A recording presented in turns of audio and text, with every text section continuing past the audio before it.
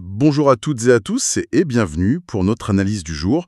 Aujourd'hui, on se penche sur la première ligue anglaise avec un retour sur un match précis, Everton contre Fulham. L'idée, c'est de décortiquer un peu ce résultat, ce 2-0 pour Everton, et de voir ce que ça signifie vraiment pour eux. On part d'un article qui souligne que cette victoire, elle arrive après un moment un peu compliqué pour les Toffees. 3 matchs sont gagnés. Ouais, ça commence à faire un peu long, surtout dans ce championnat. Alors, cette victoire, est-ce que c'est juste un bol d'air ou peut-être plus que ça? On va essayer de creuser. Oui, c'est exactement ça. Pour comprendre ce 2-0, il faut vraiment voir d'où il venait. 3 matchs sans victoire en première ligue, c'est pas rien. C'est pas juste des points perdus, c'est une mauvaise dynamique qui peut s'installer, le doute, quoi. Et on sait comme le mental, c'est crucial à ce niveau. Donc briser cette série, c'est souvent bien plus qu'une simple victoire sur le papier, c'est peut-être un déclic. Oui, on imagine bien la pression, le besoin de stopper ça. Donc Everton était un peu sous pression, on peut dire. Et là, ils répondent avec un 2-0, net, contre Fulham, un samedi. L'article nous donne ce score, brut. Mais 2-0, ça dit déjà quelque chose, non? C'est pas une petite victoire, 1-0 arraché à la fin. Tout à fait. 1-2-0, surtout quand tu cherches à te relancer, ça a plusieurs lectures. D'abord, il y a la victoire, les 3 points, l'essentiel. Ensuite, 2 buts d'écart, ça suggère quand même une certaine maîtrise, ou en tout cas la capacité à faire le break. C'est bon pour la confiance. Et puis, troisième chose, et c'est hyper important, ne pas encaisser de but, le fameux clean sheet. Pour une défense, pour un gardien, pour tout le monde, c'est une validation. Ça veut dire, OK, on est solide. Ah oui, c'est un excellent point le clean sheet. On oublie souvent ça. On parle beaucoup des buts marqués, mais derrière, la solidité, c'est la base. Surtout peut-être avec David Moyes, qui est connu pour ça, non? Son pragmatisme. Et l'article dit que c'est la 4e victoire d'Everton cette saison en championnat. Alors 4 victoires. À ce stade, comment on situe ça? C'est bien, c'est moyen? Ben, 4 victoires. Comme ça, c'est un chiffre brut. Il faudrait voir sur combien de matchs joués, évidemment. Mais si on le remet dans le contexte, une équipe qui sortait de 3 matchs sans gagner, arriver à 4 succès, ça montre quand même qu'ils savent gagner des matchs. C'est pas une équipe qui fait que des nuls ou qui perd tout le temps. Ils l'ont déjà fait 4 fois. C'est un capital. Après, la vraie question, c'est la régularité. Est-ce que c'est le début d'une série ou juste un coup d'éclat? 4 victoires, ça montre un potentiel, mais peut-être aussi une instance. Si, entre les victoires, il y a des trous d'air comme celui qu'ils viennent de vivre. C'est mitigé, quoi. D'accord, donc un potentiel qui demande confirmation. Il faut enchaîner, quoi. Et pour cette victoire-là contre Fulham, l'article met en avant un joueur, Idrissa Gueye. Il a marqué. C'est intéressant ça, parce que Gueye, on le voit plus comme le milieu récupérateur, le travailleur de l'ombre. Quand un joueur comme ça marque, ça a une signification particulière. Ah oui, complètement. Un but d'un milieu comme Gueye, ça va plus loin que juste +1 au tableau d'affichage. Déjà, ça montre que le danger peut venir d'ailleurs que des attaquants attitrés. C'est plus dur à défendre pour l'adversaire. Ensuite, pour lui, pour le joueur, c'est une récompense, un boost de confiance énorme. T'imagines la joie dans le vestiaire pour un gars de l'ombre qui marque. Et puis, et c'est peut-être le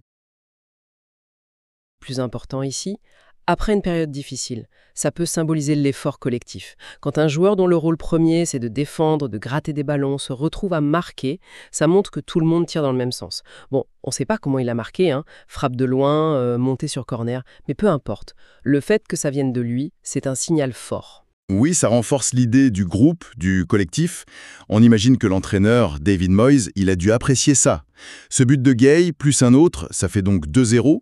Et la conséquence directe, d'après l'article, c'est qu'Everton s'installe au milieu du tableau de Première Ligue.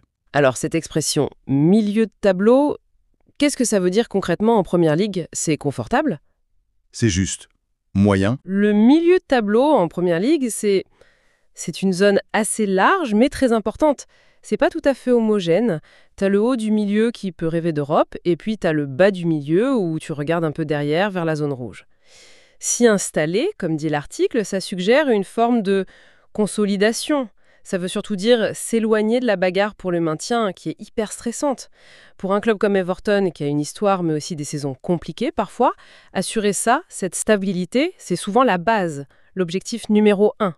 D'accord, donc c'est une sorte de sécurité, au moins pour le moment. Exactement. C'est une bouffée d'air par rapport à la menace de la relégation. Mais après, c'est une position qui a deux faces. D'un côté, c'est une base saine pour construire, travailler plus sereinement et pourquoi pas viser plus haut si la dynamique est bonne. De l'autre côté, pour certains, peut-être les supporters qui ont connu mieux, ça peut aussi être vu comme un manque d'ambition, un plafond. La première ligue est tellement dense, passer du milieu de tableau au top 6, top 7, c'est un sacré saut. Pour un coach comme Moyes, qui est souvent vu comme un bâtisseur pragmatique, ce milieu de tableau, ça peut être une étape logique de stabilisation. C'est une zone où tu respires, oui, mais il faut pas s'endormir non plus. C'est intéressant ça, c'est double lecture. C'est ni tout noir ni tout blanc en gros. C'est une zone où tu peux préparer la suite, mais où tu risques aussi de redescendre si tu te relâches. Et cette victoire 2-0 contre Fulham, avec Gueye buteur et le clean sheet, ça ressemble typiquement au genre de match qui te solidifie dans cette zone, non? Tout à fait. C'est une victoire qui coche les bonnes cases pour une équipe qui cherche à se rassurer. Les 3 points, évidemment. La manière. Marquer 2 fois, ne pas encaisser, ça booste la confiance des deux côtés du terrain. La contribution d'un joueur comme Gueye qui montre que tu as des ressources. Et le résultat au classement qui t'offre cette relative tranquillité. C'est le genre de match sur lequel tu peux t'appuyer pour la suite, pour dire voilà, on est capable de faire ça, c'est notre standard. On voit bien, oui, que derrière ce simple score Everton 2, Fulham 0, il y a pas mal de choses à lire en fait. Donc, si on récapitule un peu ce qu'on a vu à travers notre source, on a Everton, coaché par David Moyes, qui stoppe une mauvaise série de 3 matchs. Victoire 2-0 contre Fulham, c'est leur 4e succès cette saison, un match marqué par le but d'Idrissa Gueye, important, et par une défense solide, ce clean sheet, et tout ça, ça leur permet de se caler un peu plus tranquillement dans le milieu de tableau. C'est bien ça, hein? C'est une excellente synthèse, oui. Tout s'enchaîne logiquement. La fin de la série noire redonne de l'air, le but de Gueye montre l'effort de tous, le score de 2-0 avec clean sheet, c'est bon pour la confiance, et la place au classement, c'est la conséquence directe. Ça donne une base pour avancer. Bon, alors, pour finir notre exploration, en restant vraiment sur ce que l'article nous a dit, quelles questions ça soulève pour la suite maintenant? Qu'est-ce qu'on va regarder maintenant, concernant Everton? Justement, en partant de cette photo, une équipe qui sait réagir, gagner proprement avec des contributions diverses et qui stabilise sa position, la question qui vient, c'est celle de la confirmation.